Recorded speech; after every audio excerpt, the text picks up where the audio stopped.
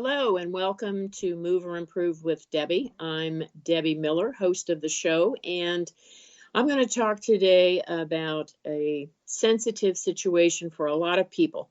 When you are going to sell your home, or, even if your house gets too cluttered and you've got stuff and you just want to get rid of it, but you're not sure if you're going to retire and move yet, it's still a good idea to get rid of stuff. So I'm going to talk today about things that you can sell when you retire and how to get rid of them. So here's what happens to your possessions when you retire. And my motto is don't pay a mover to transport something to your new location if you're not going to ever use it again. And I believe that if you're not using the things in your home, get rid of them because you're not going to start using it more by shoving it in a closet.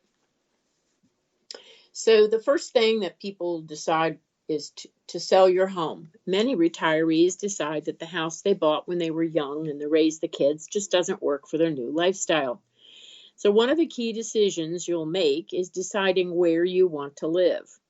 And you may want to sell your most valuable asset, your home, and use the proceeds to buy a smaller place or with a better floor plan. And a lot of people I have as clients buy something bigger because they just want a different lifestyle, a different footprint because they've lived in smaller, cramped quarters with the kids, and now they want to be able to enjoy the home for themselves. So that's not unusual. You can sell your house and use the proceeds to rent a place and put the rest into savings.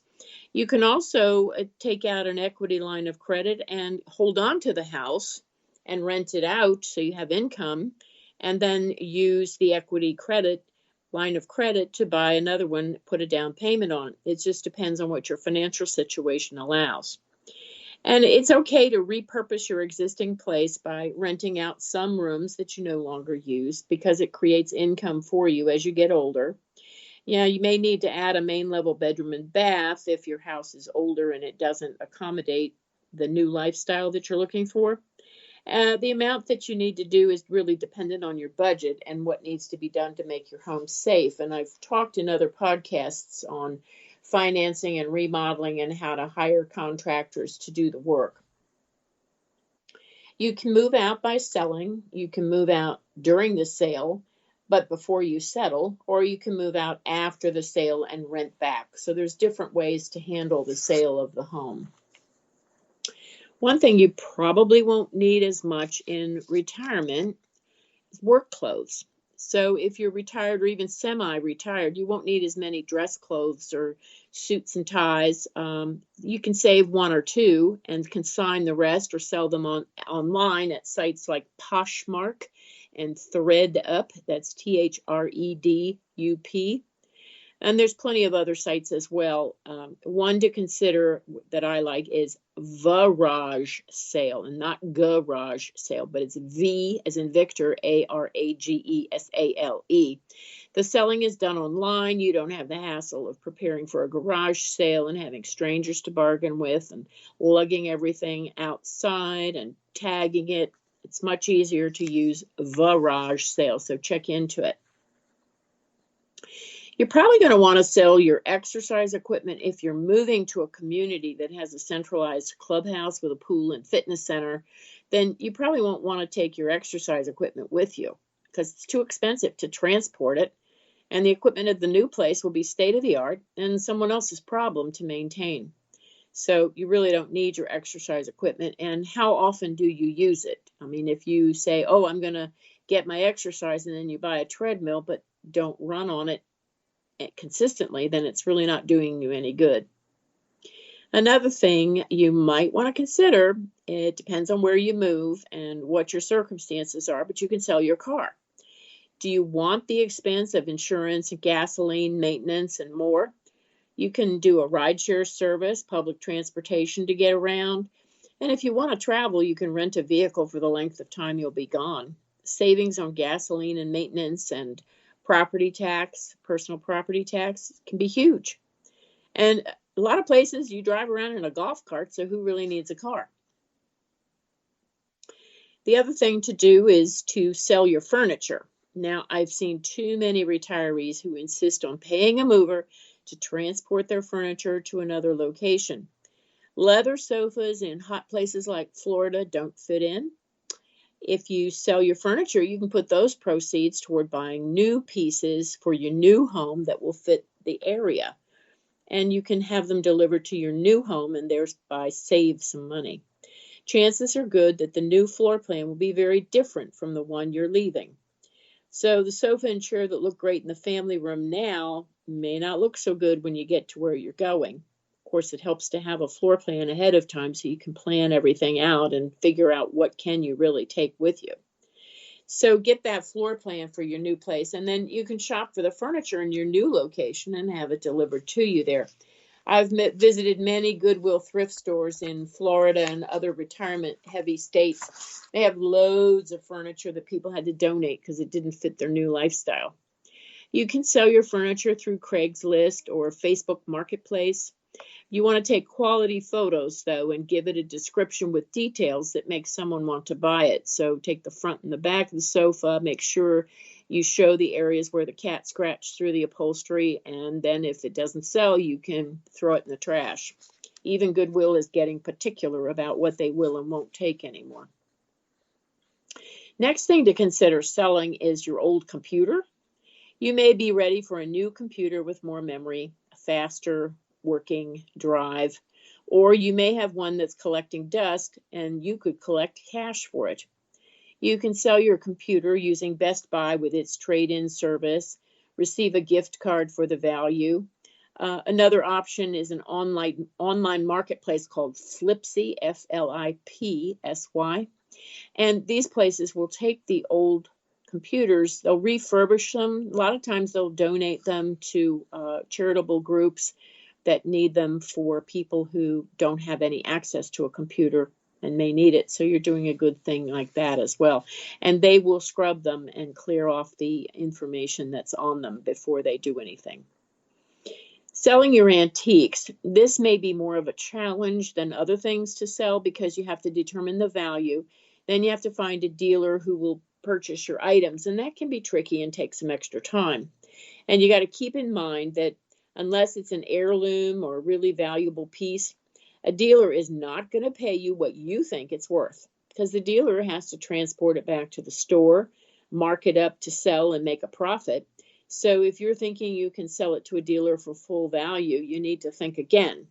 You really should consider getting an appraisal on valuable items, not only for tax purposes, but for remembering an item. I know a number of clients, I've taken pictures of their items that they wanted to remember and then make a little scrapbook. Shutterfly has that capability, those kinds of things. So it's nice to have to keep as a memento of what you used to own. But it's just harder to sell antiques because the people who would normally buy antiques already have antiques, and the younger generation doesn't want antiques. They are into Crate and Barrel and Pottery Barn and things like that. And a lot of times, if you think you're going to give your children the dining room set and table and chairs, they've already got one or they don't use it themselves. So it'll take a little extra doing, but you can research it and you can find someone who would consider buying it. But don't forget, you won't get what you think it's worth. You'll get what the dealer or the buyer is willing to pay. Another big ticket item that a number of people don't think about is sell your luggage. Are you going to travel when you retire? Well, that's good. You should. But if you have several pieces of older luggage, you might want to think of getting rid of it if it doesn't meet the current TSA flight standards. It's not going to do you any good to go on a plane unless you're going on a long cruise, and then you might want to hold on to it till you get back. But the newest styles are on wheels, and that makes it so much easier to move through an airport, and they have all kinds of fancy stuff now. The other thing you're going to want to sell is unused sports equipment. If your skis have spent more time in your garage than they have on the slopes, think about selling them. If you're moving to a warmer climate, but you still want to ski on vacation, you can rent skis when you get there. You don't have to lug yours on the plane. You want to sell unused electronics. Now, if you don't watch your CDs or DVDs anymore because everything is streamed, you can get rid of them. You can sell CDs and video games and Blu-rays using declutter, and it's DECLUTTR. There's no E in the clutter.